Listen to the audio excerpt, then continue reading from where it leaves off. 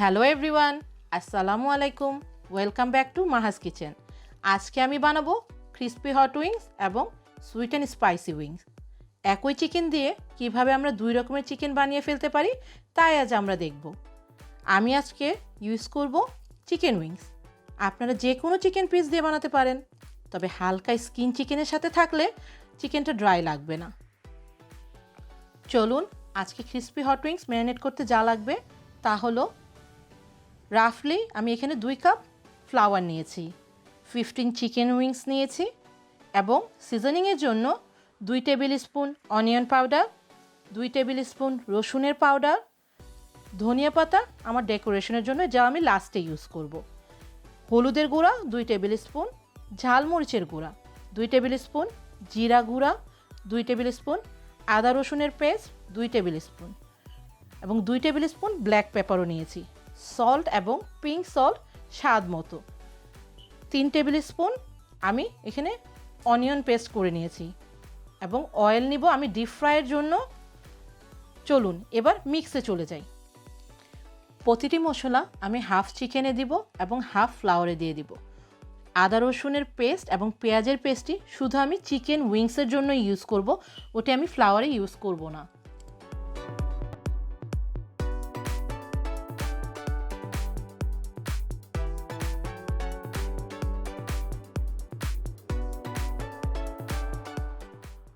আমার সব মিক্স করা হয়ে গেছে এবং ফ্লাওয়ারটাও মিক্স করা হয়ে গেছে। আমি ঢেকে রেখে দেবো ফ্লাওয়ারটা এবং আমি চিকেনটা র্যাপ করে রেখে দিয়েছি অলরেডি। আমি এটা ফ্রিজে রেখে দেবো 1 ঘন্টার জন্য। আপনারা ওভারনাইটও রেখে দিতে পারেন যদি নেক্সট ডে পার্টি অথবা যে কোনো কারণে আপনারা ইউজ করতে চান নেক্সট ডে খাওয়ার জন্য। দেখুন আমার চিকেনটি ম্যারিনেট হয়ে গিয়েছে। এবার আমরা চিকেনটি কোট করে নিব।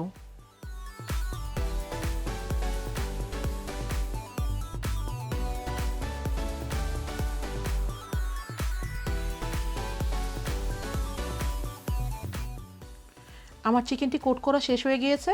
এখন চলুন আমরা চিকেনটি ফ্রাই করে নিই। আমি প্যানটি গরম করে নিচ্ছি।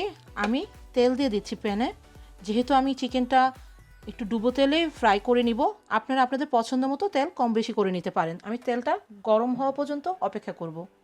এবার আমি তেলটি পারফেক্টভাবে গরম হয়েছে কিনা একটি ফ্লাওয়ার ডো দিয়ে চেক করে নিচ্ছি। যদি ফ্লাওয়ার ডোটি উপরে উঠে আসে চিকেনটি পুড়ে যাওয়ার সম্ভাবনা কম হবে। দেখুন ফ্লাওয়ার ডোটি আস্তে আস্তে উপরে রাইজ হয়ে উঠে আসছে, তার মানে তেলটি পারফেক্টভাবে গরম হয়ে গিয়েছে।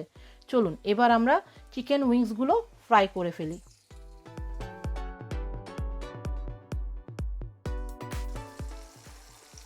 আমি এখন চিকেনটা যেভাবে দিয়েছি সেভাবেই রেখে দিব, কুক হতে দেব এক সাইড, কারণ আমি যদি এখন মুভ করি তাহলে চিকেনটা ফ্লাওয়ারটা মুভ হয়ে যেতে পারে।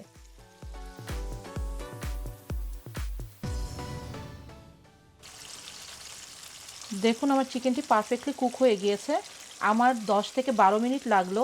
আপনারা আপনাদের চিকেনের সাইজ অনুযায়ী টাইমটা একটু কম বেশি বাড়িয়ে নেবেন। এখন চলুন আমরা এটি নামিয়ে নেই এবং পরিবেশন করে আমি আপনাদের দেখাচ্ছি। এই যে দেখুন আমি উইংসগুলো চিপস এবং সালাদের সাথে পরিবেশন করে দিয়েছি।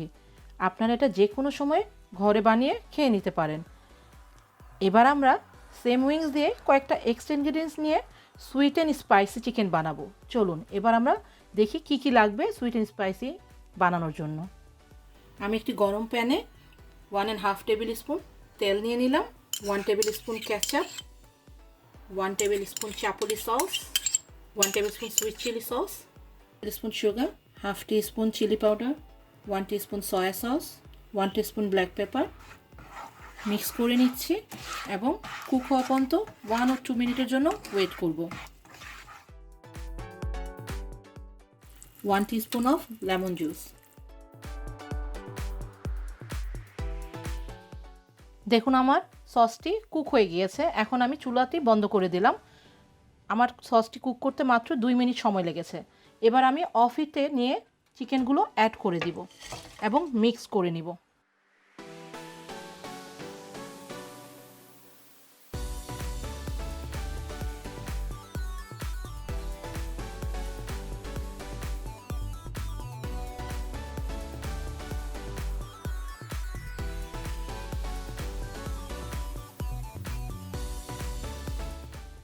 আমি আমার sweet and spicy চিকেনটি sesame seed এবং কিছু লাইমের সাথে পরিবেশন করে দিলাম।